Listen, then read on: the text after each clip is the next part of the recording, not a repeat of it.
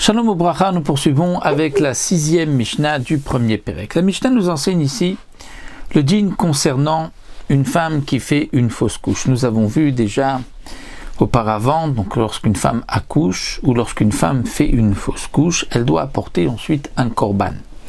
La Torah nous dit qu'une femme qui a accouché, si c'est un garçon, elle a d'abord 7 jours d'impureté et ensuite 33 jours de pureté. C'est-à-dire que même s'il y a des saignements, elle est téora. Si c'est une fille, il y a 2 semaines, donc 14 jours d'impureté et ensuite 66 jours de pureté, même s'il y a des saignements, elle est pure. Pendant ces 80 jours, donc après la naissance d'une fille, si une femme tombe encore une fois enceinte et qu'elle fait une autre fausse couche, ou si c'était la première, c'était une fille, ce n'est pas une fausse couche, mais ensuite elle a fait une seule fausse couche, donc peu importe si ce sont 2 fausses couches dans les 80 jours, ou si c'est d'abord une naissance et ensuite une fausse couche dans les 80 jours, la femme n'a pas besoin d'apporter un autre korban. Elle peut se suffire d'un seul korban, étant donné que la fausse couche s'est faite pendant les 80 jours de la naissance précédente où elle avait l'obligation d'apporter un korban. Puisque pendant ces 80 jours, elle a un statut un peu particulier puisqu'elle termine sa purification, si on peut dire, seulement après les 80 jours, et le 81e jour, elle va apporter son korban. Elle ne peut pas apporter le korban avant les 80 jours. Donc le cas de la Mishnah ne se posera que si c'était une fille qui était née et qu'elle avait donc les 80 jours, parce que c'est un garçon, elle n'a que 40 jours et le 41e jour elle apporte un korban, elle ne peut pas tomber enceinte et faire une fausse couche, puisque nous avons vu que pour qu'il y ait une obligation de korban, il faut un minimum de 40 jours que cette femme était enceinte. Donc il ne peut pas y avoir dans les 40 jours, si on compte 7 jours d'impureté, il ne peut pas y avoir ensuite 40 jours pour qu'elle ait une obligation d'apporter un korban si elle fait une fausse couche. Donc c'est plutôt dans le cas d'une femme qui a accouché une fille ou qui a fait une fausse couche d'une fille. Elle a donc 14 jours d'impureté. Ensuite, elle peut se purifier. Si elle tombe enceinte et qu'elle a une fausse couche après 40 jours, elle doit apporter un korban, mais comme elle est dans les 80 jours, elle peut se suffire du même korban qu'elle va apporter le 81e jour. La question qui va se poser dans notre Mishnah et la marloquette entre Beth Shammai et Beth Hillel, c'est que lorsque cette femme termine les 80 jours, elle avait 14 jours d'impureté, ensuite 66 jours de pureté. Les 66 jours se terminent à la fin du 80e jour, à la tombée de la nuit. Si le soir, elle a un saignement, elle est impure, ce n'est plus du dam toar. Mais le soir, la nuit, elle ne peut pas apporter son korban, puisqu'un korban ne s'apporte que le jour, donc elle doit attendre le 81e jour. Donc la nuit la nuit du 81e jour, entre le 80 et le 81e jour, c'est un statut qui est un peu intermédiaire. D'un côté, si elle est impure, si elle a un saignement, elle est impure, mais d'un autre côté, elle ne peut pas apporter de korban. Et c'est là que nous allons avoir une marloquette entre Beth Shammai et Beth Hillel.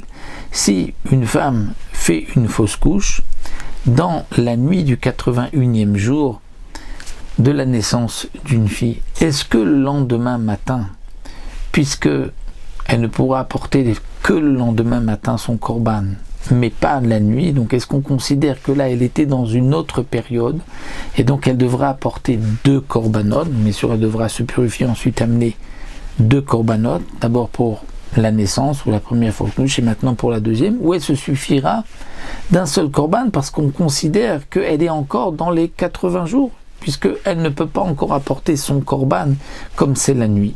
Et c'est là la marloquette entre Beth Shammai et Beth Hillel. La mapelette or leshmonim vechad, d'une femme qui fait une fausse couche la nuit du 81e jour. Beth Shammai, potrimina korban, Beth Shammai dit, elle n'est pas tour du korban.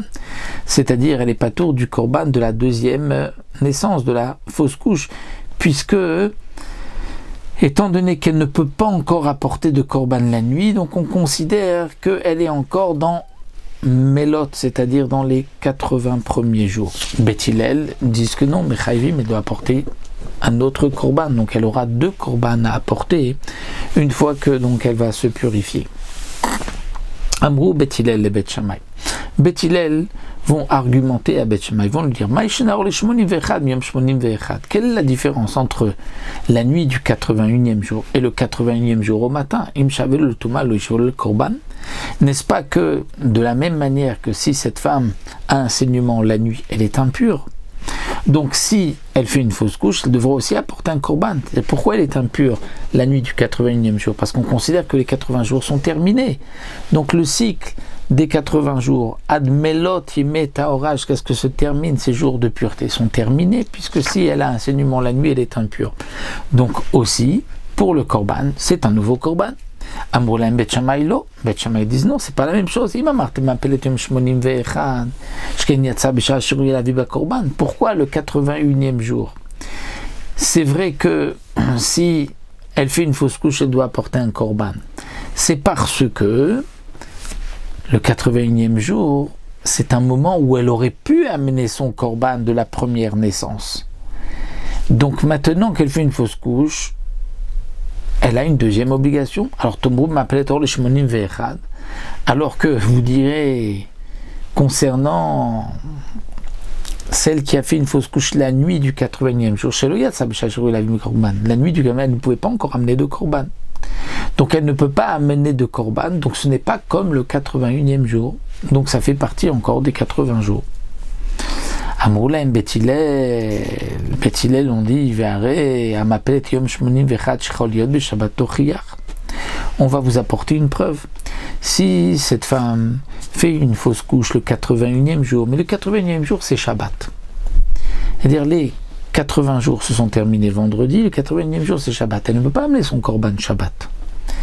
Et n'est-ce pas que vous êtes d'accord que bien que chez Loïatsa, bien qu'elle n'est pas arrivée dans un moment où elle peut apporter un korban, puisque c'est Shabbat, et pourtant, puisque c'est le 81e jour, vous êtes d'accord qu'elle doit apporter un nouveau korban. Bet Shammai lo, Bet Shammai dit c'est pas la même chose. Celle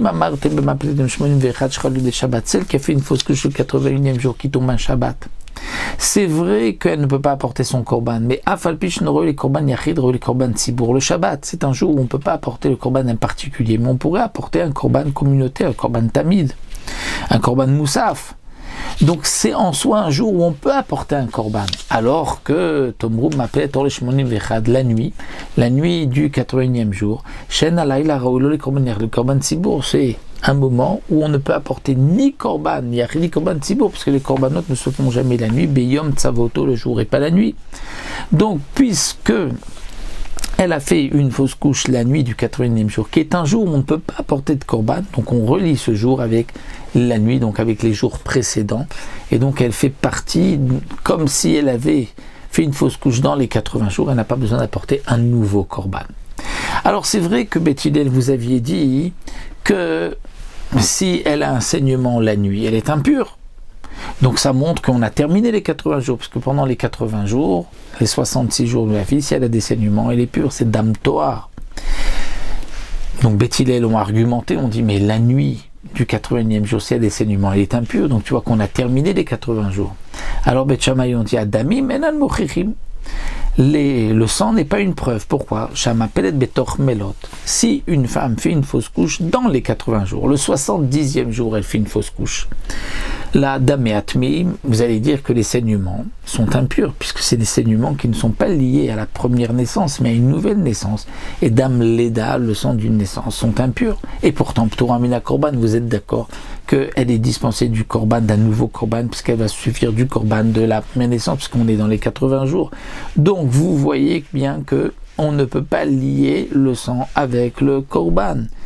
Donc ça, c'était l'argument que nous ont donné Beth Shammai contre Beth Hillel, mais malgré tout, donc nous voyons que bien que Beth Hillel n'ont pas répondu à Beth Shammai, on pourrait dire que peut-être que Beth Hillel aurait été d'accord avec Beth Shammai, malgré tout non.